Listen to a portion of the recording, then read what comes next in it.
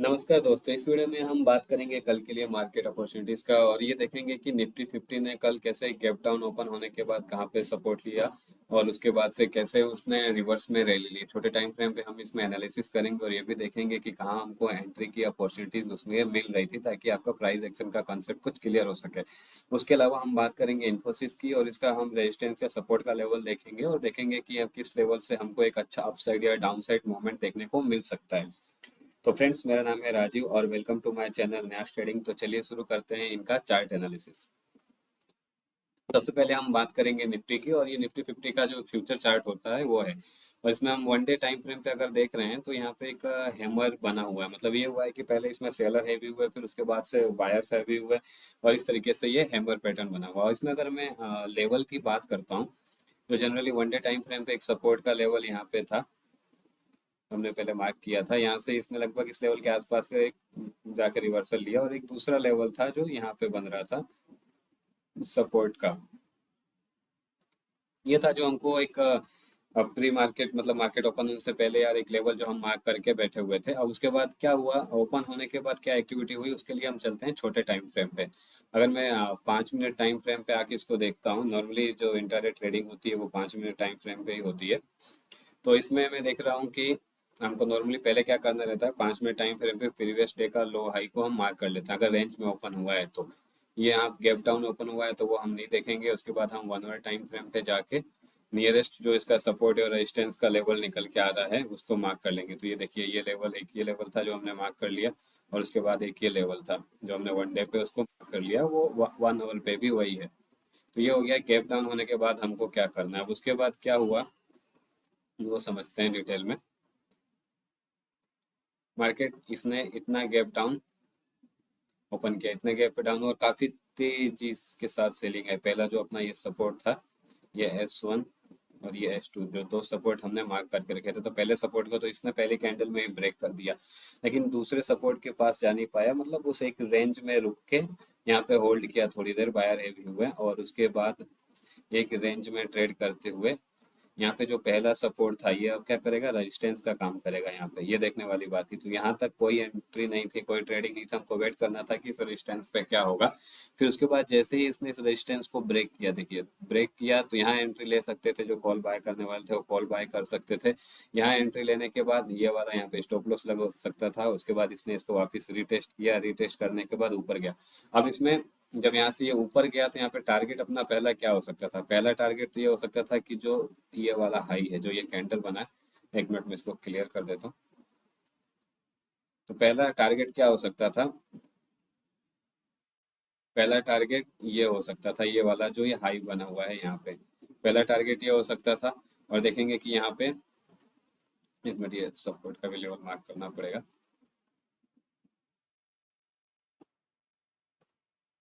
Mark कर दिया। अब ये यहाँ पे इसने ब्रेकआउट लिया, यहाँ पे ब्रेकआउट लेकर रिटेस्ट किया, रिटेस्ट लेने के बाद वापस गया। तो ये पहला टारगेट यहाँ हो सकता था, यहाँ पे हम प्रॉफिट बुक कर सकते थे। उसके बाद जब इसने इसको इसको भी ब्रेकआउट ले लिया, इसको भी ब्रेक कर दिया और इसके ऊपर जाने लग गया स्ट्रेंथ के साथ, तो हमको एक ध्यान रखना था कि प्रीवियस डे का लो वाला लेवल क्या है। प्रीवियस डे का लो वाला लेवल, उस लेवल के आसपास हमारा दूसरा टारगेट हो सकता था। तो पहली एंट्री तो यहाँ पे बन रही थी, सेफ ट्रेडर की एंट्री थी। और कोई अगर इसके ब्रेक होने का वेट कर रहा था, वो ब्रेक हो गया। उसके बाद एक एंट्री यहाँ बन रही थी जो अपना टारगेट ये वाला, इसका जो लो का लेवल है उसको लेवल लेके चल सकता था। तो इस तरीके से यहाँ पे एक एंट्री और दो एंट्री बन रही थी स्मॉल टाइम फ्रेम पे, 5 मिनट के टाइम फ्रेम पे, एक सेफ ट्रेडर के लिए। और अग्रेसिव ट्रेडर ने यहाँ पे भी देखा होगा कि यहाँ पे कुछ अगर एक्यूमुलेशन होने लग गया तो किसी ने यहाँ पे भी ट्रेड ले लिया होगा। ये सब एग्रेसिव ट्रेडर के लिए था। लेकिन जो अगर सेफ ट्रेडर है, सेफ ट्रेडिंग करना चाहते हैं, उनके लिए ये था। और सबसे अच्छी एंट्री यहाँ रिटेस्ट के बाद थी और पहली एंट्री यहाँ पे बन रही थी। तो ये था 5 मिनट के टाइम फ्रेम पे कहाँ कहाँ हमको एंट्री मिल रही थी और हमारा कहाँ टेंटेटिव टारगेट हो सकता था इस पर प्राइस एक्शन, सपोर्ट और रेजिस्टेंस के बेस पे। अब हम बात करेंगे कि आने वाले दिन में कल के लिए क्या अपॉर्चुनिटी हो सकती है, क्या लेवल हो सकता है। तो उसके लिए हम थोड़ा बड़े टाइम फ्रेम पे जाते हैं। 1 hour time frame, normally analysis हमको हमेशा बड़े टाइम फ्रेम पे करना रहता है और जो ट्रेडिंग होती है वो हमेशा छोटे टाइम फ्रेम पे, स्मॉल टाइम फ्रेम पे, 5 मिनट के टाइम फ्रेम पे, 10 मिनट के टाइम फ्रेम पे होती है। तो इसके लिए अगर हम रेजिस्टेंस की बात करूं तो रेजिस्टेंस के लिए आप देखेंगे कि यहाँ पे एक लेवल आपको दिख रहा होगा, ये देखिए, पहले ये यहाँ पे एक रेजिस्टेंस था, फिर ये सपोर्ट था, फिर ये सपोर्ट था, फिर रेजिस्टेंस था, फिर ऑलमोस्ट रेजिस्टेंस ये और ये रेजिस्टेंस है। तो ये जो 19,500 का लेवल निकल के आ रहा है, 19,500 का लेवल है, ये वाला लेवल यहाँ से अगर जाता है तो 19,500 का जो लेवल है 500 से 600 के बीच का, नॉर्मली हम 500 को पकड़ के चलते हैं क्योंकि राउंड फिगर है। 19,500 का जो लेवल है ये एक रेजिस्टेंस का काम करेगा, और डाउन साइड में हम देखते हैं क्योंकि ये तो ब्रेक हो गया है, तो ये वाला जो लेवल है आपका 19,300 ये एक सपोर्ट का काम करेगा। मतलब हमारे पास लगभग 300 पॉइंट का रेंज है जिसमें निफ्टी ट्रेड कर सकता है। तो बाय बाय की अपॉर्चुनिटी हमेशा हमको इसमें 19,500 19,300 के नीचे मिलेगी, और सेलिंग की अपॉर्चुनिटी इसके बीच में स्ट्रेटजी बना के हम कर सकते हैं। अब हम बात करते हैं इन्फोसिस की। और फ्रेंड्स, आगे बढ़ने से पहले अगर आप इस चैनल पे नए हैं और आपको कुछ नया सीखने को मिल रहा है तो डेफिनेटली इस चैनल को सब्सक्राइब करिए और बेल आइकन को दबाइए, ताकि आपको रेगुलर बेस पे ऐसे वीडियो मिलते रहें, आपको नई चीज़ें कुछ ना कुछ सीखने को हमेशा मिलती रहे। और ये जो हम एनालिसिस कर रहे हैं 1 डे टाइम फ्रेम पे कर रहे हैं इन्फोसिस का, और उसके लिए हम नॉर्मली हॉरिजॉन्टल सपोर्ट या रेजिस्टेंस का जो मेथड यूज करते हैं, मतलब आज की या प्रीवियस डे की जो क्लोजिंग हुई है उसके आसपास अगर कोई सपोर्ट या रेजिस्टेंस का हॉरिजॉन्टल लेवल मिल रहा है तो उसको हम लेवल को आइडेंटिफाई करेंगे और देखेंगे कि वहां से हमको क्या अपॉर्चुनिटी मिल सकती है।